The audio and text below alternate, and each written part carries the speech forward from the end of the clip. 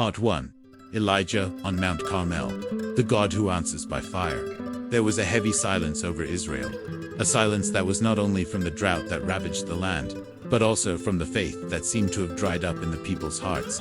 For years, King Ahab, influenced by Jezebel, had led the nation away from the Lord. The altars of Baal multiplied, the prophets of the Lord were persecuted, and many were hiding in caves. The people no longer knew whom to believe in. Some followed Baal, others vaguely remembered the God of their fathers, but lived as if he were distant. And in this atmosphere of confusion, God raised Elijah, an ordinary man but filled with the presence of the Almighty. He was not a palace priest, nor someone seeking human recognition. Elijah was a prophet shaped in the wilderness, a man who knew the voice of God in solitude. And now, God sent him to challenge the deception that had taken root in the heart of the nation. The stage was set. Mount Carmel would be the place of a confrontation, not just between Elijah and the prophets of Baal, but between the living God and a lifeless idol. Anticipation grew, because Elijah stood alone against 450 prophets. To human eyes, the battle seemed already lost, but what was about to happen would mark generations. Here comes the first moment of re-engagement. There is something in this story that goes beyond an ancient narrative. There is a surprise element that connects directly to your life today. What happened on Carmel did not remain trapped in the past. It is a call for you to experience the God who still answers by fire. And when I say fire, I do not mean just flames that consume soaked wood, but the spiritual fire that burns away doubt, consumes fear, and rekindles hope. On top of the mountain, Elijah stood before the people and threw a challenge. How long will you waver between two opinions? If the Lord is God, follow him. But if Baal is God, follow him. It was like a mirror held up to the crowd. They needed to decide, to stop living between faith and idolatry, between truth and lies. And here we begin to see that Carmel is not just a geographical mountain, but also an inner one. Every heart is a Carmel where spiritual battles happen daily. The preparation began. The prophets of Baal were the first to act. They built their altar, prepared the bull, and began to call on their God. From morning till noon, they shouted, danced, and even cut themselves with knives, believing their God would respond. The sun scorched, the sweat poured, but no answer came. Elijah watched, and at one point even mocked them, suggesting Baal might be busy, traveling, or asleep. The scene became a spectacle of desperation, and here lies a revelation. When we place our faith in lifeless things, in gods who do not speak, in empty promises, we always end up exhausted and disappointed. Baal's altar was the altar of human vanity, of effort without result, of an endless search for an answer that would never come. How many times do we also try to solve life by our own strength, invoking modern idols, such as money, status, or pleasures, not realizing they are just Baal in disguise? As the afternoon approached, Elijah called the people near. He did not shout, he did not wound himself, he did not put on a show. He simply rebuilt the altar of the Lord that had been torn down. 12 stones were set up, representing the 12 tribes of Israel, reminding them who they were and who their God was. This restoration is powerful. Before the fire can fall, the altar must be rebuilt. Before experiencing the supernatural, life must be aligned with God's covenant. Elijah then did something even more improbable. He ordered that the altar be drenched with water until the trench around it was filled. Humanly speaking, it was impossible for that sacrifice to burn. But that was exactly the point. The victory would not come from human logic, but from God's power. Here, before the climax, comes another re-engagement. The scene teaches us that sometimes God allows the situation to become even more impossible, so it will be clear that the answer can only come from him. Maybe you are in a season where everything feels too soaked, too heavy, with no chance of being lit. But it is on the ground of impossibility that the fire of the Lord falls with greater intensity. Then Elijah prayed. It was not long, not rehearsed. It was simple, direct, and full of faith. Lord, the God of Abraham, Isaac, and Israel, let it be known today that you are God in Israel, that I am your servant, and have done all these things at your command. Answer me, Lord, answer me, so these people will know that you, Lord, are God, and that you are turning their hearts back again. The crowd held its breath. The sky, until then like bronze, began to open. Suddenly, fire fell from heaven. Not only did it consume the wood, but also the stones, the water, and even the dust around it. The entire Mount Carmel was lit up by that flame. The people fell face down, and a cry echoed in unison. The Lord, He is God. The Lord, He is God. Part 1. Elijah on Mount Carmel. The God who answers by fire. There was a heavy silence over Israel. A silence that was not only from the drought that ravaged the land, but also from the faith that seemed to have dried up in the people's hearts. For years, King Ahab, influenced by Jezebel, had led the nation away from the Lord. The altars of Baal multiplied, the prophets of the Lord were persecuted, and many were hiding in caves. The people no longer knew whom to believe in. Some followed Baal, others vaguely remembered the God of their fathers, but lived as if he were distant. And in this atmosphere of confusion, God raised Elijah, an ordinary man. Part 2. The revelation of fire. God who makes himself known. The fire that fell on Mount Carmel was not an ordinary fire. It was not sparked by human hands, nor fed by natural fuel. It was heaven invading earth, God stepping into a moment of doubt to prove his reality. The people had seen sacrifices before. They had watched flames rise from altars. But this was different. This fire did not only burn wood, it consumed water, stone, dust, and even the impossible itself. It was the signature of the Almighty written across the mountain. But why fire?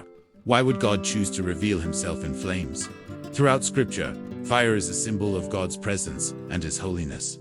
It was fire that appeared to Moses in the burning bush, fire that led Israel by night in the wilderness, fire that descended on Sinai when the covenant was given. And now, fire came down again to remind Israel that their God was not silent, absent, or powerless. He was the God who answers. This fire revealed three things.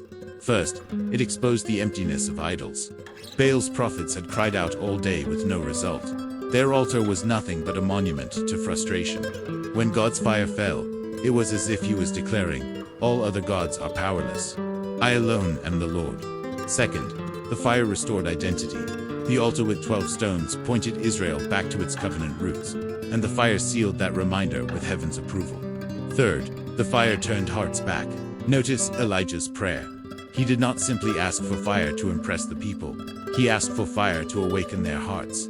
And that is exactly what happened. The people fell to the ground, confessing that the Lord is God. Here is the deeper connection. The fire on Carmel was not just about Israel. It is about us. Every one of us stands before competing altars. We may not call them Baal, but we know them sucks. Pleasure, control, recognition. These are modern idols that demand our time, our devotion, our energy.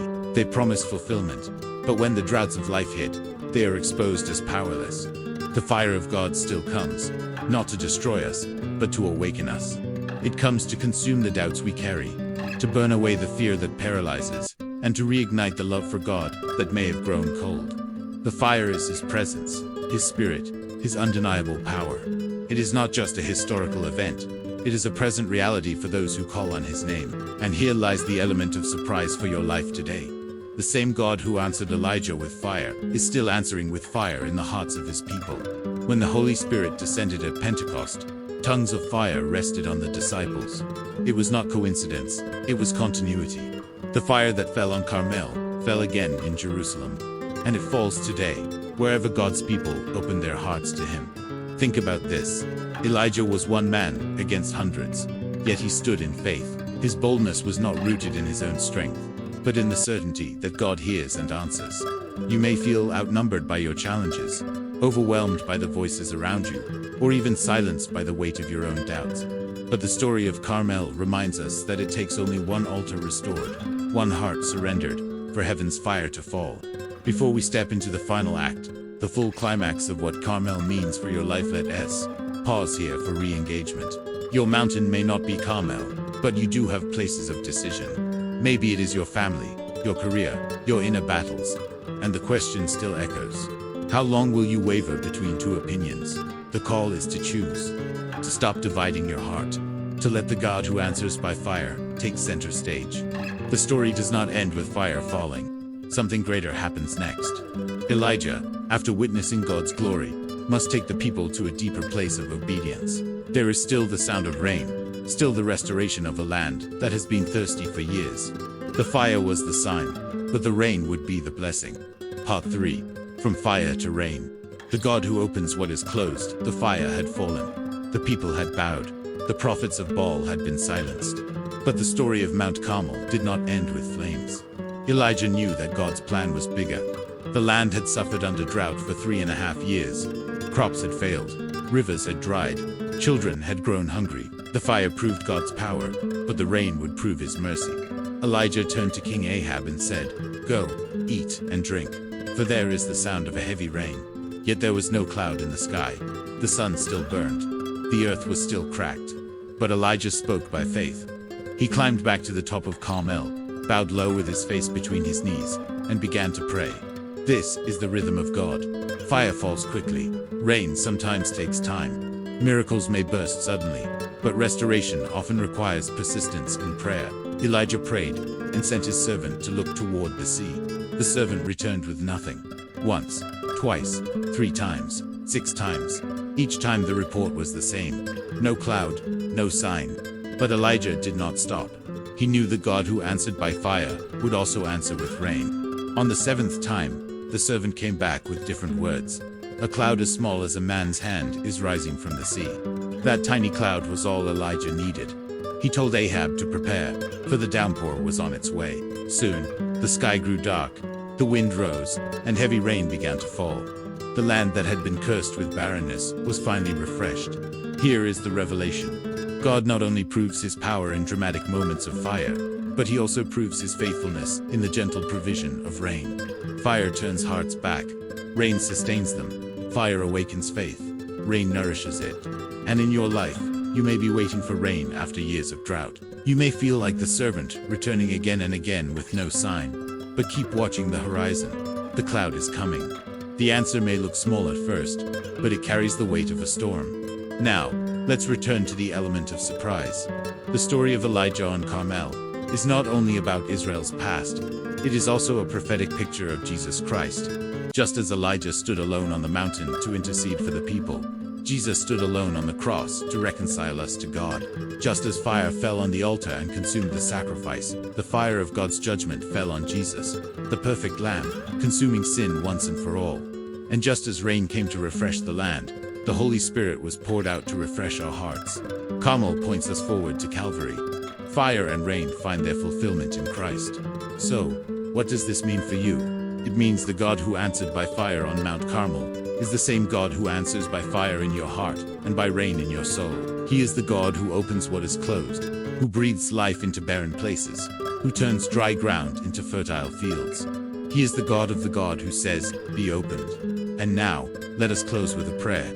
Lord God Almighty, the God of Elijah, the God who answers by fire, the God who sends rain today, we declare over every closed area of our lives, over closed doors, that they would open by your hand, over closed hearts, that they would be softened by your Spirit, over closed wombs, closed dreams, closed opportunities. Let them be opened in the name of Jesus. We ask, Father, that the same fire that fell on Carmel would fall on our lives, burning away fear, doubt, and sin. Let your presence ignite us again, and let the same rain that refreshed the land of Israel fall upon us, bringing restoration, healing, and joy. Jesus, you are the greater Elijah, the one who stood for us on the cross, the one who poured out the fire of the Spirit and the rain of grace. In your name, we declare that what has been closed will be opened, what has been dry will be watered, and what has been broken will be restored. The Lord is God. The Lord is God. And we choose you today. Amen.